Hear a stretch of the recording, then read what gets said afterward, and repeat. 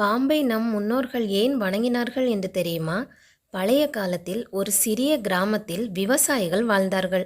அவர்கள் வாழ்க்கை முழுவதும் நிலம், மலை, பசுமை ஆகியவற்றில்தான் இருந்தது. அங்கே வயல்களில் எப்போதும் பாம்புகள் சுற்றித் திரிந்தன. ஒரு நாள் ஒரு சிறுவன் தன் வயலில் வேலை செய்து கொண்டிருந்த தந்தையிடம் கேட்டான், அப்பா, பாம்பு பயங்கரமானது, ஆனால் நீ ஏன் அதற்கு பால் ஊற்றி வழிபடுகிறாய் என்று. தந்தை சிரித்தார்.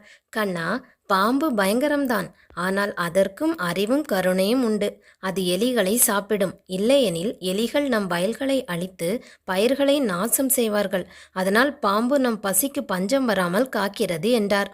ஆனால் அப்பா, அது நம்மை கடித்தால் என்று சிறுவன் பயத்துடன் கேட்டான். அதற்கு தந்தை சொன்னார், பாம்பு காரணமின்றி யாரையும் கடிப்பதில்லை. நாம் அதை தொந்தரவு செய்தால் மட்டுமே அது தாக்கும். அதனால்தான் நம் முன்னோர்கள் பாம்பை ஒரு காவலன் என்று நினைத்து நாகம் என வணங்கினார்கள். சிறுவன் ஆச்சரியத்துடன் கேட்டான், அப்படியா அப்பா? அதனால்தான் நாகபஞ்சமி, நாகராஜா, நாகதோஷம் என்று சொல்கிறார்களா? தந்தை சிரித்தபடியே, ஆமாம் கண்ணா, பாம்பு பூமிக்குள் வாழ்கிறது.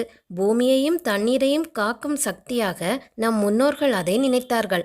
அதனால்தான் பாம்பை தேவன் போல் மதித்தார்கள் என்றார்.